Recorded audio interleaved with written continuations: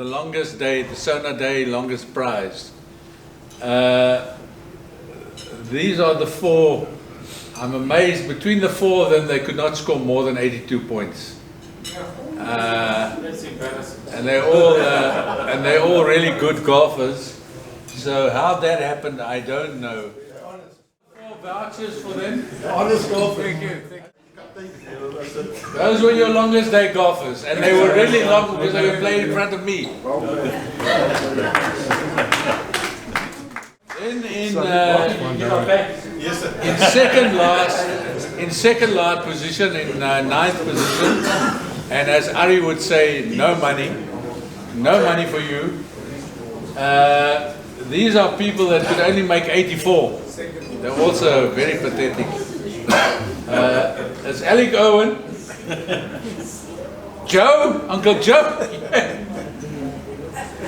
Bruce, and Justin Ashley. Good gracious. Okay, so second last was those I mentioned, embarrassingly. My co-captain was one of them. Very embarrassing. I have to play with that kind of standards and so on. Then third last, and there were 3 teams, but I kind of did my own count out. But third last, on 85, was Ken, Gilbert, Derek, and Yasin. You can see that was a 4-ball. It was talking a lot more than playing. Talking much more than they were playing at that lot. Then, what is it now? The 4th last team, also on 85, was John, the other John who had unfortunately to leave his father's in hospital. And then John Dransfield, where are you? There we go. There, so be embarrassed, be there. Marky, you there as well? Oh. And Joseph. Amazing. Good golfers playing with bad people there. And that was the result. And then here we're coming to the better scores on 87. This is about 4th or 5th from the back. It was Terry, Wes, Ari, and Rina. 87. Then in 4th position, on 89 points, is Nazim, Fahad, Bubi, and Ibrahim on 89 points. Well done, guys. Then in 3rd position, this is unfortunate because this is a hell of a good team. But they had to be pipped at the post. Johnny, who played a blinder.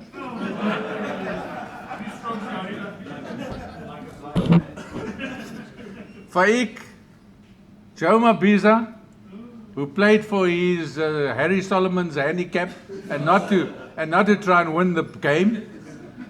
And then Alvin Boertes. Where's Alvin? Alvin, you carried us. Well done. What do you win, Johnny? We won 3rd position. We also still didn't win anything. It will be very unfair for the organizers to win something. So that team, I know personally she would have carried that team.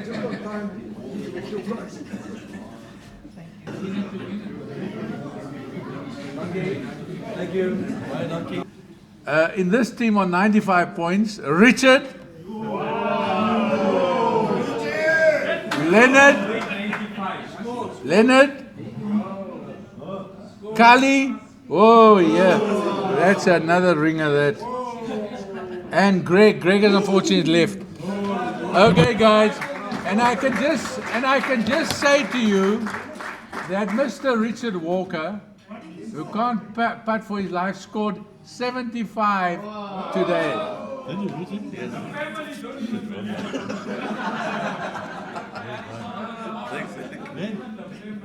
Lenny? Alec? There's Lenny. Kali, you must have carried these boys, eh? Is it 2 each? Yeah, you sat on my back. Yeah, it's and Kali. Right, let's post Let Richard be in a photo because we'll hear this for the next 50 Kreefloop. So thank you very much for all of you attending the golf. We're now going to turn to the memorial service where we honor and remember Sona. In the last decade or so, Alistair and Sona became close friends, so much so that when he heard that Sona had passed away, just like the rest of us, he was shocked. But he jumped on the first plane all the way from Portugal, Porto in Portugal, to be here. And Ali has spent the last week with the family, mourning the passing of Sona, and we asked him to please organize the memorial for us because we thought he was the best placed person to do so. So I would want to call Dr. Alistair Reiters to please come and take over the memorial service for us. Thank you. Good evening and welcome to the Dass family. So today I think it's a celebration. Sona would have expected nothing else from us than to celebrate his career as a golfer. So we hope you enjoy it, but I'm probably the least qualified person to talk about Sona's life, so I feel a bit under a bit of pressure knowing that Monique is here, Ami's here, Nandi's here, Pav is here, and they know a lot more about Sona as a husband, Sona as a father, Sona as a grandfather. So apart from playing golf, which Sona loved, I think all of you know Sona played golf twice a day. We also brought Sona's clubs. So Sona's clubs are here. His Muras, his Kramsky putter, and his driver that all of you know. All-purpose driver. He hit off. I mean, if he could putt with his driver, he'd probably putt with the driver as well. But all his clubs are here, and we just thought it's a nice token to have it here and just feel his presence in the room today. So Sona was born in 1954.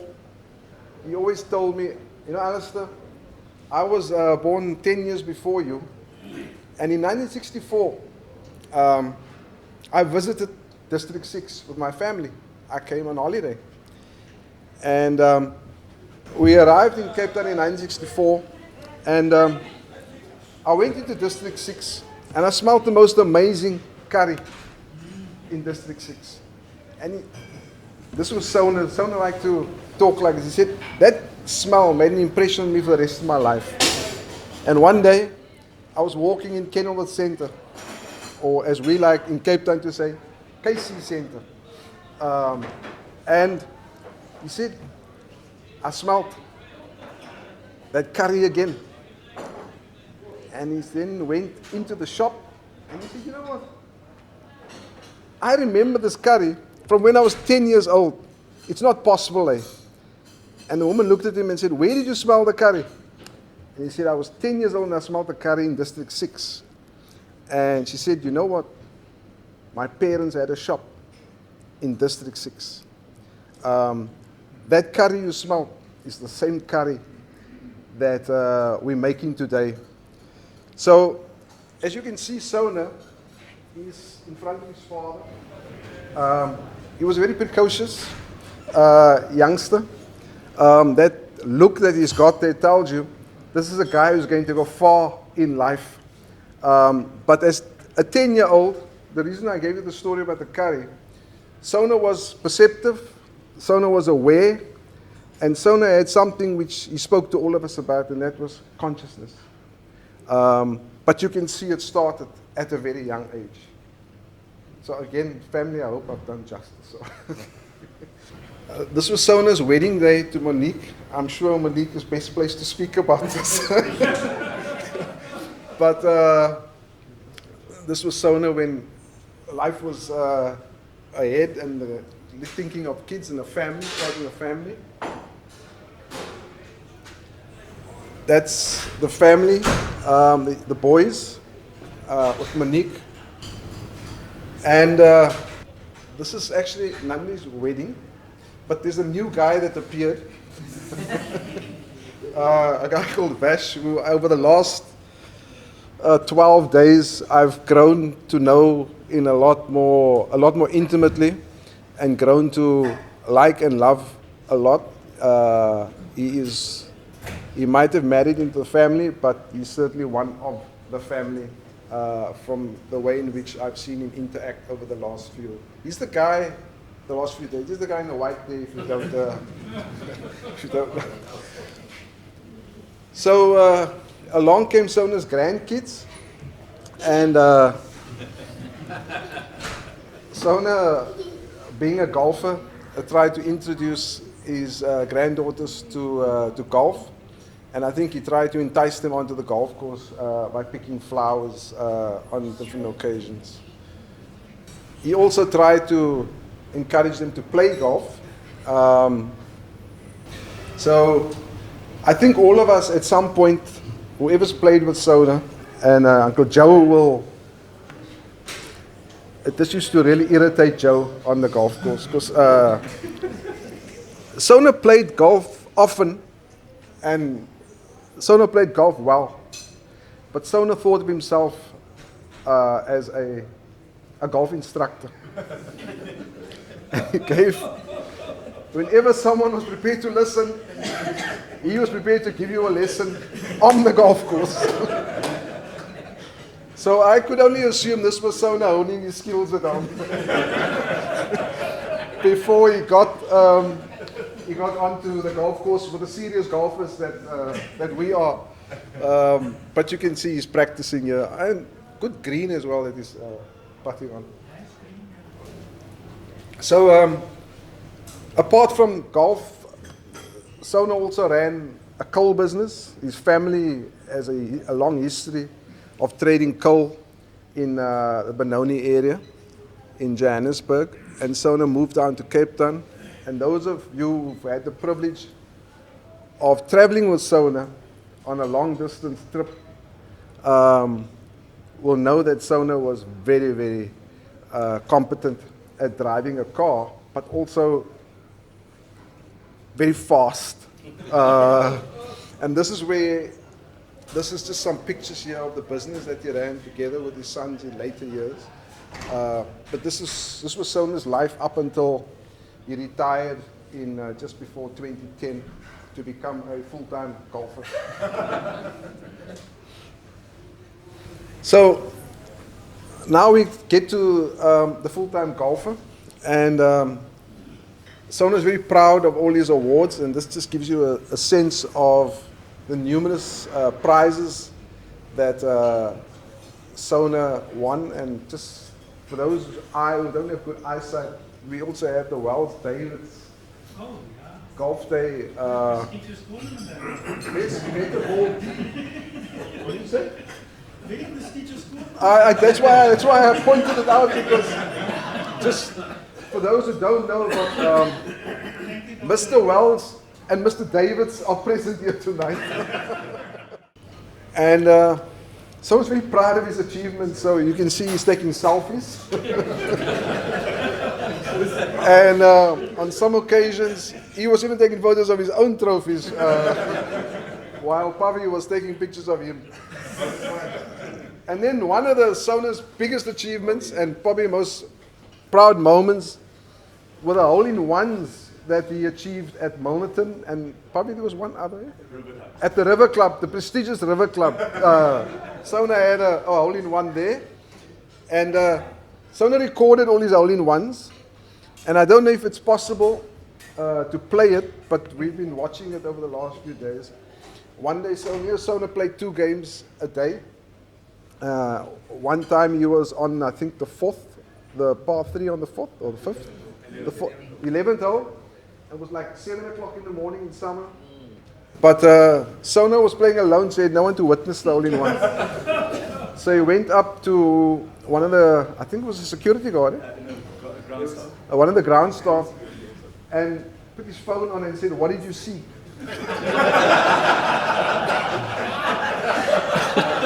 So, and we had this recording with a guy saying, well, I saw you on the tee box and I saw you hit the ball, and then I saw the ball roll into the hole.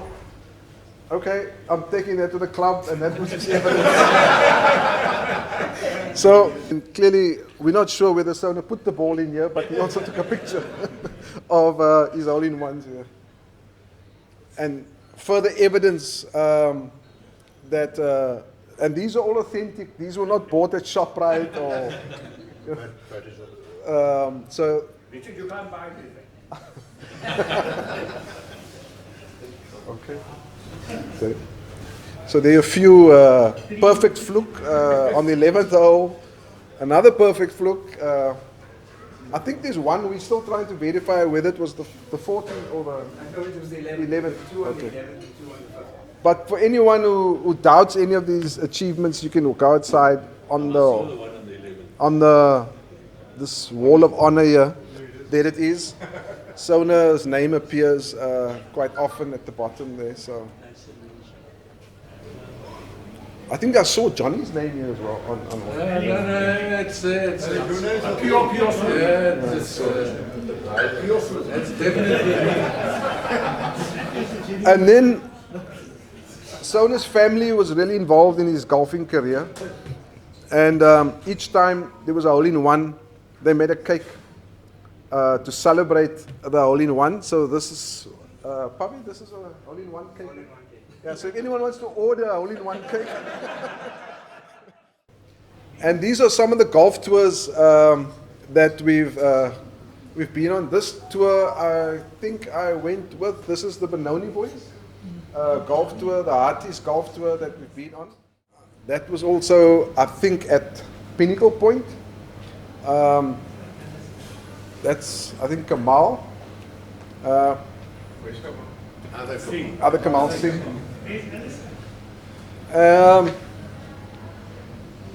Another tour. That's Obai. There was I don't know that one. there was a Southern Cape. Obai. Oh, and that's, Check it out. I'm not sure. Well, I'm looking at Table Mountain there, so I don't know if anyone can see other people.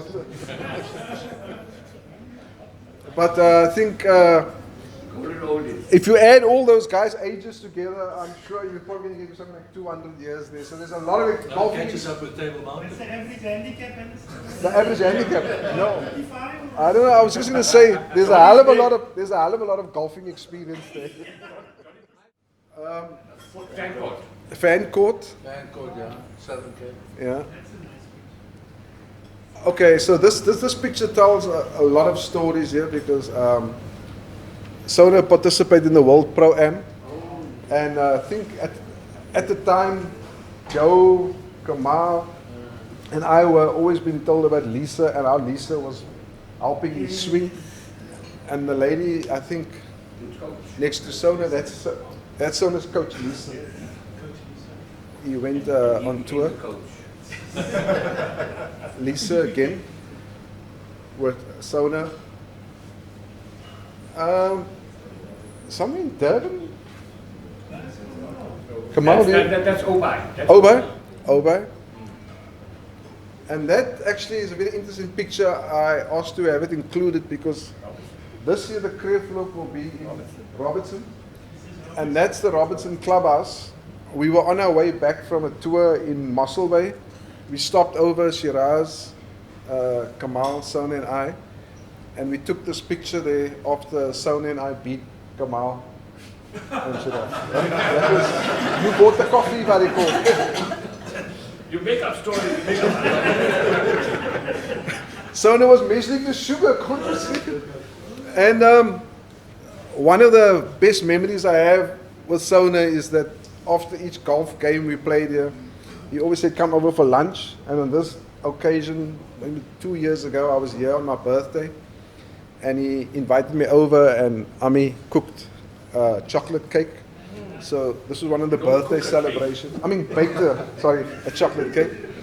And you can see, I think this was still during the COVID times because we had green stickers on during COVID, or just after. Yes. So Yeah, you also this was, swatting the cake rather than blowing it. oh, because we couldn't, yeah, correct.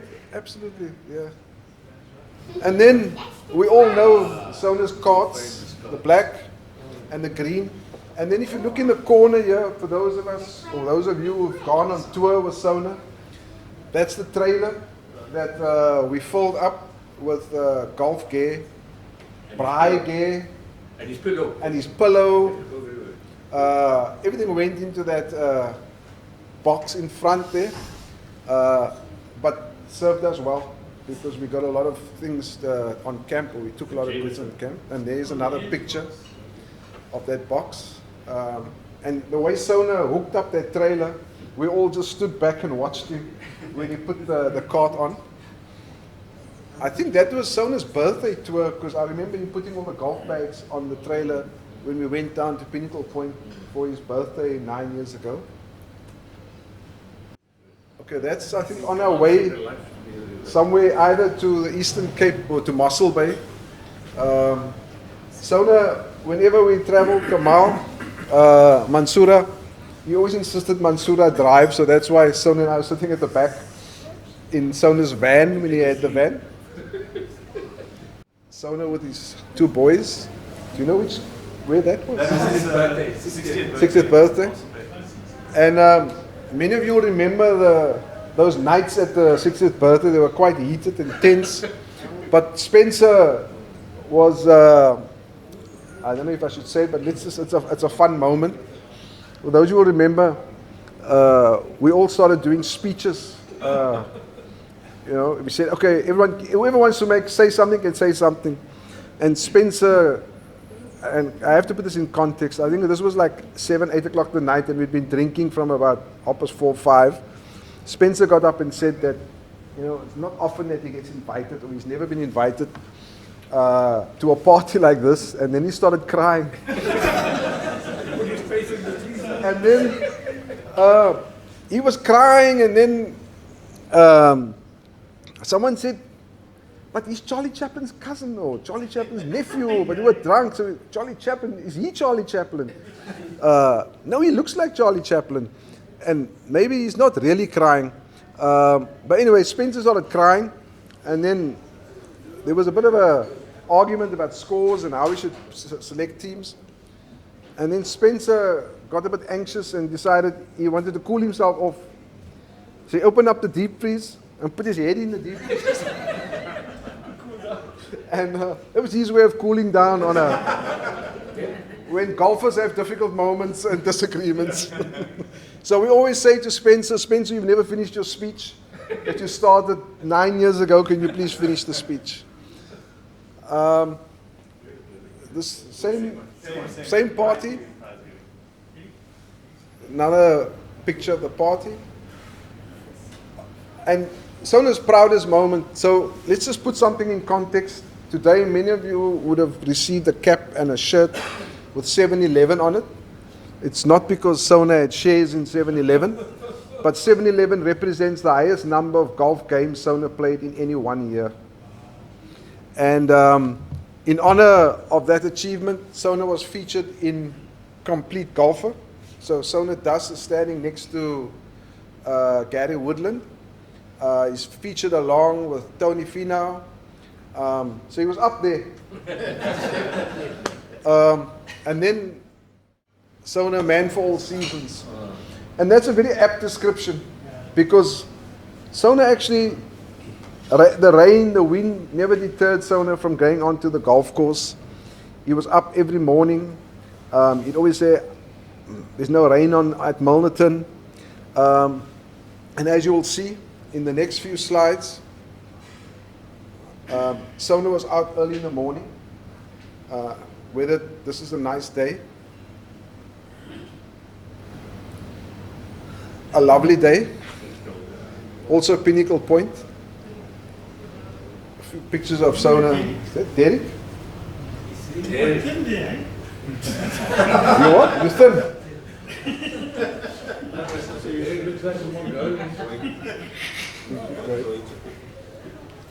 Some more pictures of Sona's, some tours.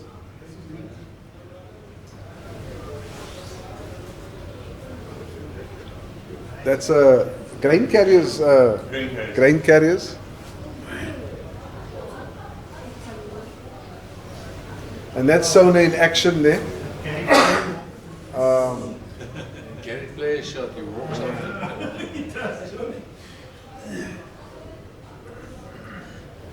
I think Sona's asking someone to be quiet there because he's giving them a look like, can you just stand still or be quiet on the tee box? I think that's, yeah. Sona very often Sona would send me pictures of himself saying, look at Table Mountain, and these are the sulphurs. And this is another example of Sona and the man for all seasons. He took the shower cap from home and he came out to the golf course, took selfies, and there's one, I don't know if the picture's included, but there's a picture of the course flooded. I think, yeah, it was flooded last week and it was flooded a few years ago, but Sona was on the course 12 years ago. Sona was on the course no matter what the weather was like. And that's, we're not sure if that's early morning or late at night, but that's Sona. I think golf cart is nice. Yeah. And that's the flag at half mast last week. So that just gives you a quick sense of what Sona's life was like. I hope it was a celebration of Sona's life. And as Johnny said, I think we'd like to celebrate this, keep the memory of Sona alive by celebrating this every year. Together with the family, we've decided that we'll keep the 7-Eleven as Sona's brand. That's what really in a way, represented what Sona stood for. Sona wanted to be the best at what he did. He wanted to always set the bar somewhere. But he also spoke about integrity. He spoke about, being true to yourself. He spoke about how to live well, how to live healthy. Most of our discussions was either about food, medication, physical fitness, family values, and that represented who Sona was. But I think all of us here enjoyed Sona as the golfer. Enjoyed Sona for what he was, a good human being, and then a golfer. So thank you very much for listening. I hope I did justice to your husband and to your father, and it was fun and enjoyable to travel along with Sona in this journey that he started out as a young boy, as we saw tonight. Thank you.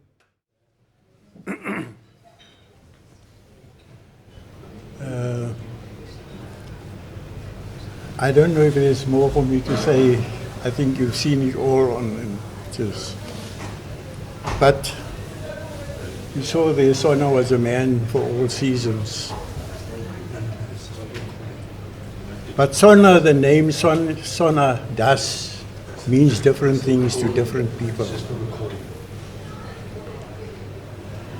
And I think it's appropriate for me to ask at this point in time, who was Sona Dass?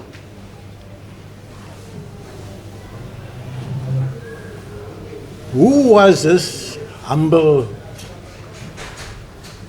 selfless, and generous person?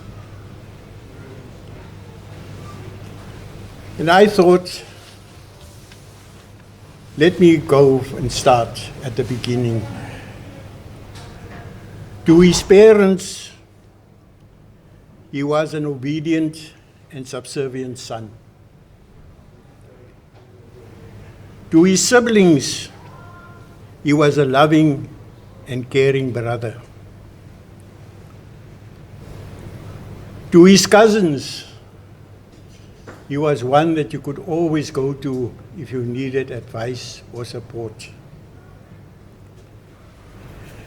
To his nieces and nephews, he was a shining example of what an uncle should be. A person who is always there if you needed assistance or advice. To his wife, he was a loving, adorable, and supportive husband. To his children and grandchildren, He was a pillar of strength, a proud and doting father and grandfather. To the Milnerton Golf Club, he was not only a member, but he was an ambassador for the club. He recruited many, including myself, to become members of this club. To the kreeflopers, who the majority here this evening, we can remember Sona. I think last year he came third. And he was always one who was in every team, captain's team he was the one who made a lot of contribution points-wise towards that, to that things. To the national golfing community, Sona was the man who played the most rounds of golf in a year. And last but not least to me, he was my friend.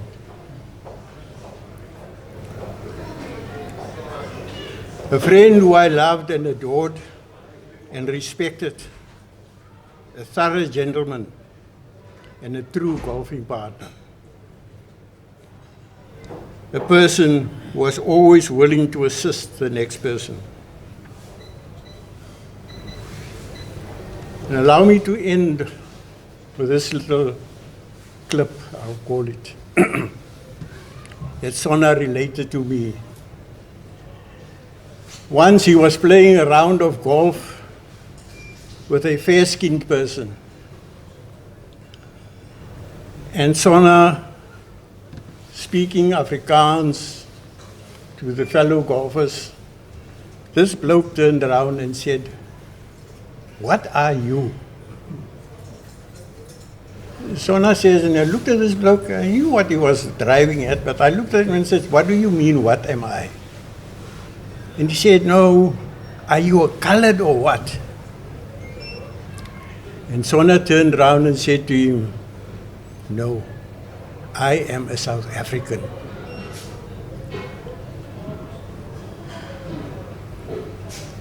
And tonight, I must say, I am honored to have been able to pay tribute to this great friend of mine. And to say, I take my hat off to a truly great and remarkable South African. Thank you.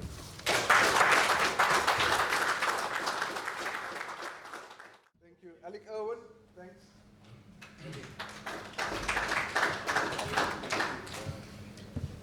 Thank you very much. I will think back 20 or 30 years with Joe, where we were agitators and organizing strikes, and you had to bloody talk loud. Firstly, I'd just like to get this opportunity personally to express face-to-face my condolences to the family. I haven't been able to be with you in these last days, but my thoughts have been with you. I'm going to say a little bit about who's in this room and why that's important in our memories for Sona. Firstly, we're an interesting mixture if you look around this room. There are people of all the different races, religions. There are people from different walks of life. We have people here who've been senior in business, senior in government, who are currently in government. Alvin's a Deputy Minister of Foreign Affairs. People who've been very senior in our judicial services and systems. People who have been in boards, business leaders. And coming together tonight is quite an interesting mixture. The kreeflopers are a disparate group of people, different races, some in parliament, some from former government, some in business, and we're delighted to have very senior members of what became an important part of our life. Joe, Johnny, myself, Sona, Kamal, which was a group called the Seniors here in Milnerton. Ari is currently chair of that. And what was, I think, very fascinating about both these groups is many, many discussions about who are we as the South Africans Joe spoke about. Who are we? It's not an easy question. The dialogue and the discussion is never entirely easy. This is one hell of a complex country. And here's where I want to pay tribute to Sona. I think if we are going to become truly a country one day, truly a South African people, we can learn a little bit from Sona Dass. You know, Sona always thought seriously about who is he? Who is Sona Dass? What am I? What do I mean? What does my consciousness signify? How does it link to you? So as many of you know, sometimes after everyone has gone, Sona and I were still debating inside there. No, I don't agree with that interpretation of the Messianic religions. No. I think this is this form of consciousness is science. He said, no, it's not science, Alec. This is consciousness. We'd have these debates and discussions. But he was prepared to listen. And I think testimony tonight of what Sona was, he was one of those human beings that our country needs badly. That's why I will miss him greatly, and I'm sure we all will. But Sona was a human integrator. He listened, he offered opinions, he took humanity seriously, he took life and pleasure seriously. But I think Sona has left in each one of us a little bit more wisdom than we had before we met him. Sona, play well up there, improve your handicap, and we'll have a dop for you every now and again. Thank you, Sona, for being in my life. Thank you.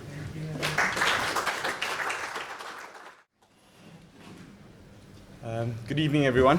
I must say, when Alistair asked me to say a few words today, it's difficult to prepare for a speech like this. About a week ago, both Pavi and I had to deliver a speech at the funeral, and I went through the same emotion. It's hard to sum up 38 years of life with a truly remarkable person. So today I'm going to keep it quite short, and luckily this particular part of the speech is called the vote of thanks, and there are a lot of people to thank. Firstly, I would like to thank the gentleman involved in putting today together. My dad loved golf, but more importantly, he loved people. And I think if people coming together to play golf in his name is something that's very special and something that would have really touched his heart. So thank you to Alistair, Uncle Johnny, Uncle Joe, Uncle Alec, Uncle Kamal, and whoever else was involved. I know there's a lot of hands that go into this, even for driving some of the apparel down.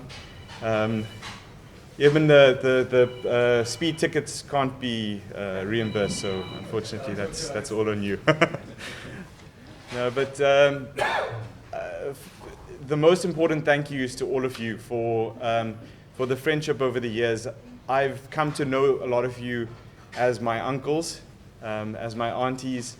I've come to know all of you as friends through all of that. And for those of you who I haven't met, I guarantee you I've heard lots of stories about you. My dad had an amazing way of remembering every single shot he ever played. I can't even remember what I had for breakfast this morning, but he can remember exactly what he did on the 14th hole 7 years ago And he can describe it in such a way that it makes you feel like you're there. He describes the weather conditions, how he felt, what he was thinking.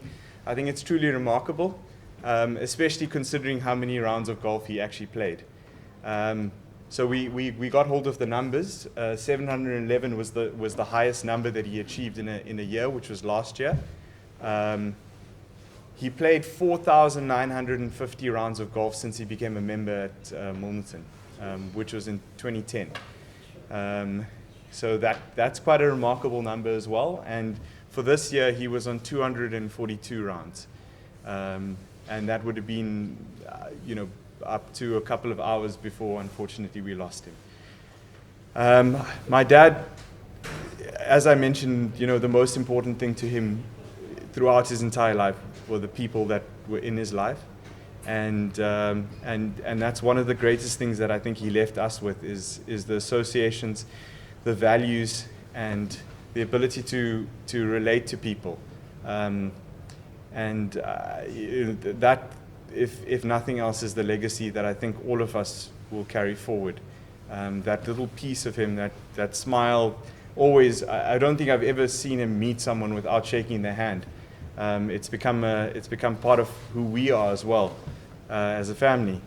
I don't think he's ever eaten a meal without sharing what he's had. And this started from the time he was a child.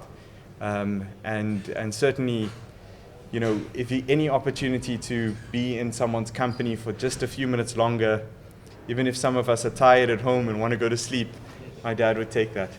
So thank you from the bottom of our hearts for putting this together, for celebrating his life, and most importantly for the friendship that you've given him and us over the years.